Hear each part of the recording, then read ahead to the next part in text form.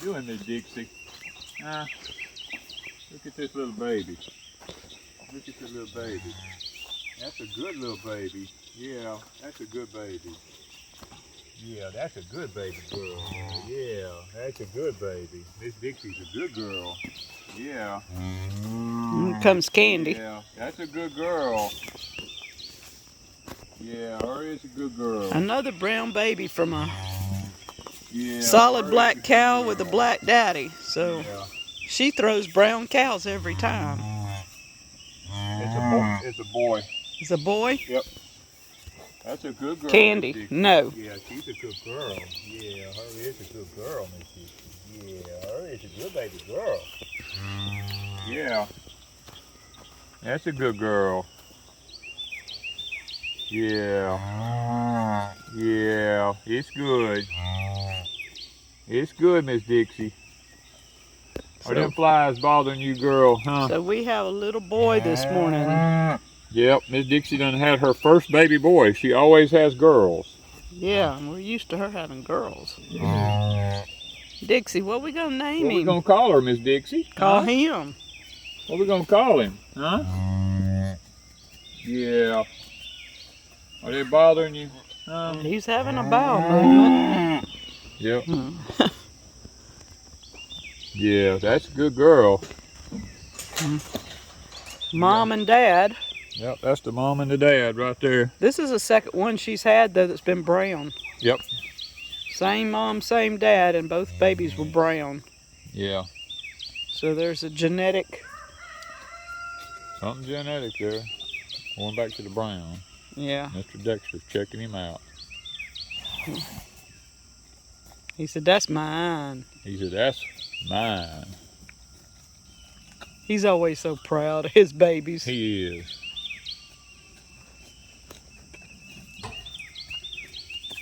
He's a lot calmer. Yeah. He'll get up running after a while. Yeah. I had to think of him a name. Gotta come up with him a name. Dixie, we gotta have a name for you, baby boy. Yep. These are a multiplying onion bed, and they're starting to come out and look really good, but you can see how thick they are. Some of them are really, really thick. So it's time for me to start dividing and planting. And I picked 4 spots like this, and that's how many I've got. There's hundreds. There's probably close to 100 right here.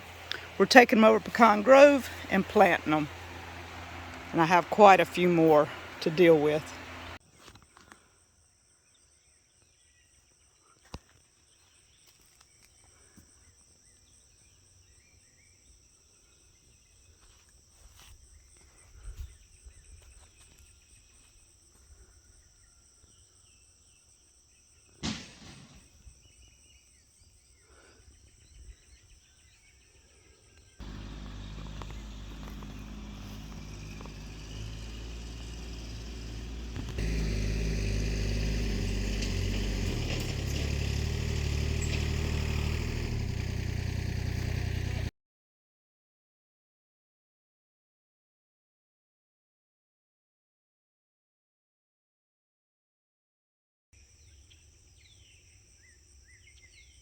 And no, guys, I ain't on using a drone.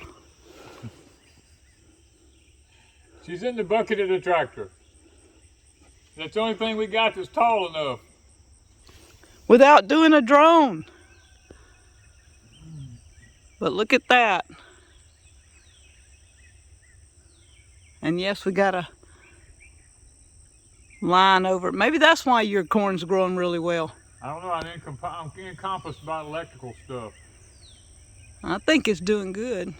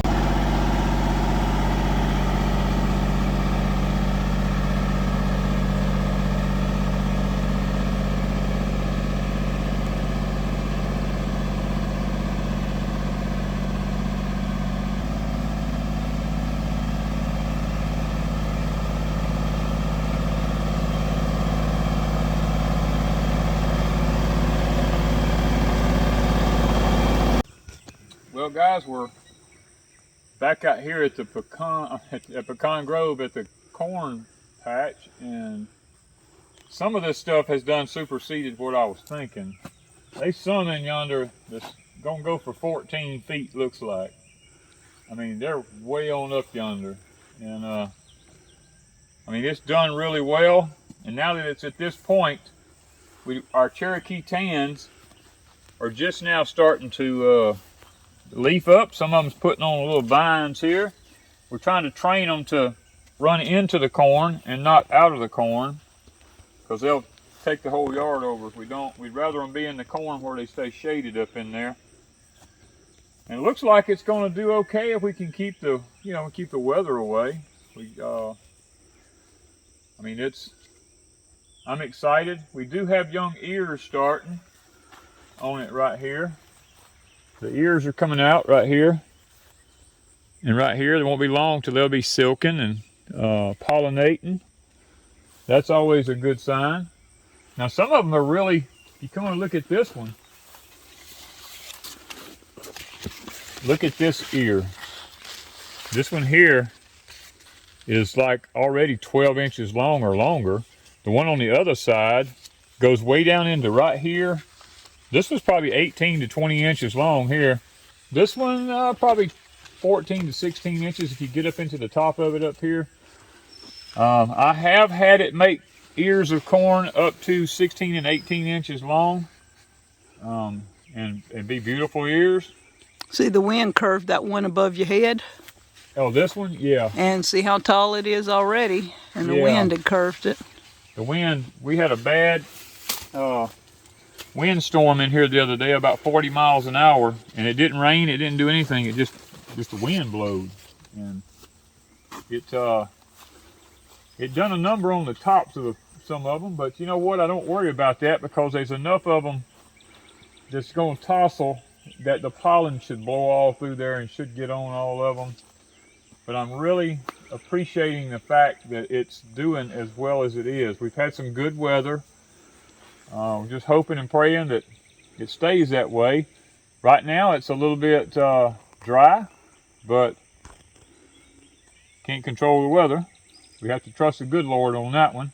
Don't you kind of need dry when it's tossling? Well, when it's tossling, yes. In the pollinating stage, I like to see it stay a little dry. Now tonight we have a chance of 30% chance of some rain coming in here, which ain't gonna hurt it right now, because it's not really to the stage where it's pollinating. The tassels are just beginning to come out at the top.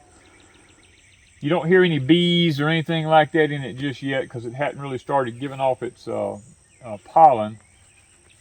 So we're okay if it rains tonight, and then we're supposed to have a beautiful, like Thursday, Friday, Saturday, Sunday, Monday, all the way through Memorial Day weekend is supposed to be really pretty. So if that's the case, then we're going to be okay as far as pollinating goes. And so far, I do see corn way up the road planted and all that, but most all of it's only about this tall. And Miss Wanda, it was funny, I came up and she was trying to reach way up in the air to take video. I said, "What are you doing?" And she says, "I want to video the top of the corn." I said, "Well, get in the bucket of the tractor. We can't use a drone because I refuse to get a license." And so she got up in the bucket, and I lifted her up about, I don't know, 8 or 10 feet up there. And I don't know how far she could see over it, but I hope she got a good shot of the top of it so you guys could see the top of the corn, because it's amazing when you look at it, especially when we take our drone up and look at it. It's really amazing to look at. Okay, being as we've got some rain moving in here tonight, our other onions was all ready that we had in here, and we've got tons of multiplying onions over at Deepsouth Homestead. So Ms. Wanda went through and pulled up 2 or 3 bunches, and we're going to bring them over here and get us a bed started at Pecan Grove, and see if we can't, have some over here, because you don't always want all your eggs in one basket. You want to try to diversify your food source as much as possible. And that's what we're going to do. And all you do... And this was one? This was one. When I planted this is what I planted right here. One. This is what I have now. Now these I'm honest, I have not fertilized them and took care of them like I should have and watered them because I've been over here working all the time. And they're not big because normally these things will get to be as big as your thumb and big old tall beautiful plants, but Danny's been neglecting to do what he should do. So we're going to come in here and we're just going to go through here and I'm going to start sticking a few of these. I'm going to double roll them, I think. Get these planted. They make such a big bunch of onions, so I'm not going to put them like super close together because if I do, they'll all grow together. The reason I did it the way I did it, I tilled it. I don't really have all my equipment here to bed up rows and all that kind of stuff with me right now. And we got to get this done. So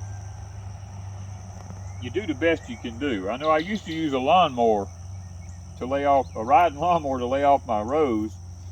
I would till a place and then I would take the riding lawnmower because it was about the right width as my tractor, and I would drive down through there and make me tire marks, and I'd plant in between the tire marks. I knew I'd be okay. So this time you just used the tractor? Yeah, this time I just used the tractor. It doesn't matter with these if they're a little deep because these are multiplying onions. And these are the old-fashioned. Where did you get these? Oh man, I got these. Some of you will understand because you'll know the place. When I lived in central Mississippi, there's a little store outside of Philadelphia, as you're coming into Philadelphia there on Highway 15, called Williamsburg. I love that store. To me, that's the epitome. I would shop at a store, at a grocery store, if that was here. Okay, I'll say that. They still had a lot of the old-fashioned stuff there. They cut the bacon for you. They cut the cheese for you. I mean, it was just the old wooden store. You walk around in it and the floor creaks. Those of you who live close there will know what I'm talking about or have ever been there. And I was in there asking them, did they have any onions? And the elderly black gentleman that was running all that outside told me no. He said, but I got some old bulbs here I'll just give you. He said, I don't know if they're any good or not. He said, you can take them and try them, but they're the old-fashioned multiplying onions. So he gave them to me, and I brought them home and planted them, and that's been 20 years ago. And I still have them. So these are not what you see on, these are not the Lisbon bunching onions or anything like that. This is the old-fashioned multiplying onions. And no, I have none for sale, okay? I wish I did, but I don't.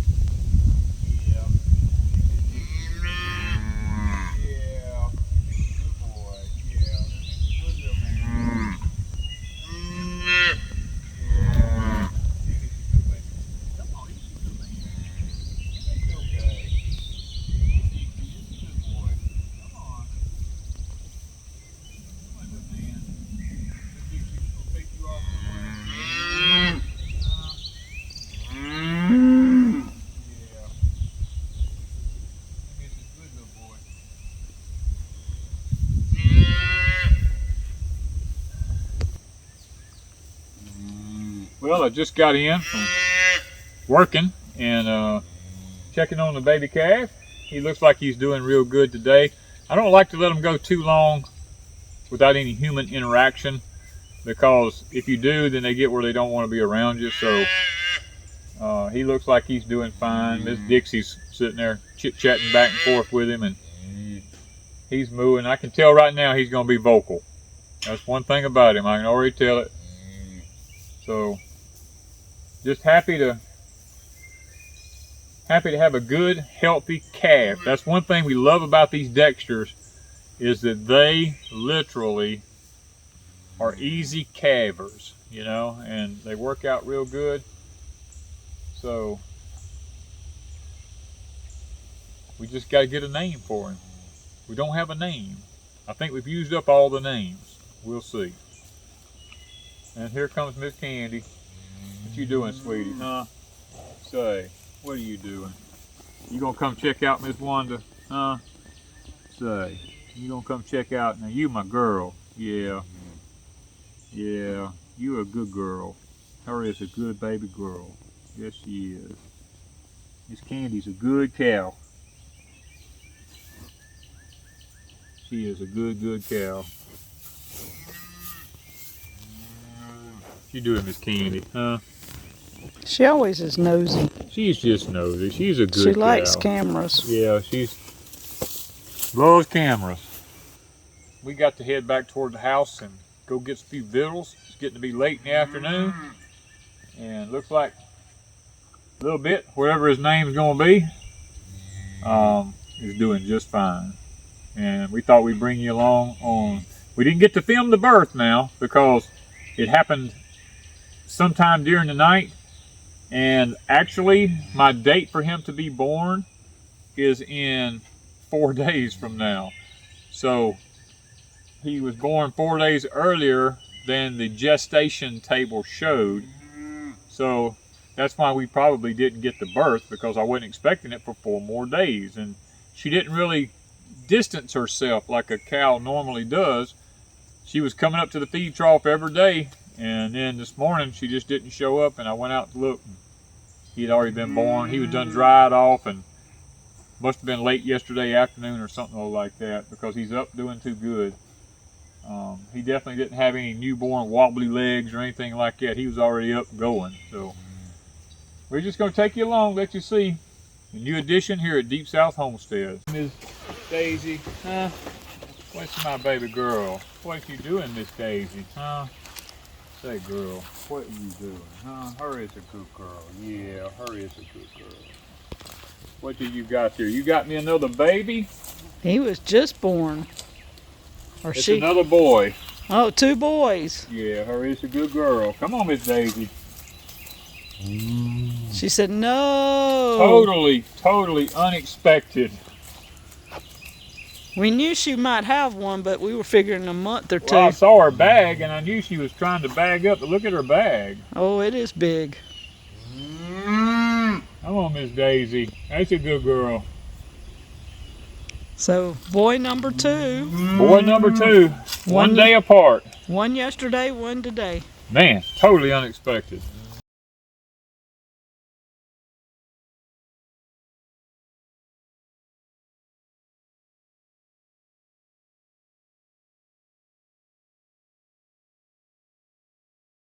What you doing, little boy? What's my baby boy? Huh? Give me some good baby boy. Yeah, is that old horsefly messing with you? Huh?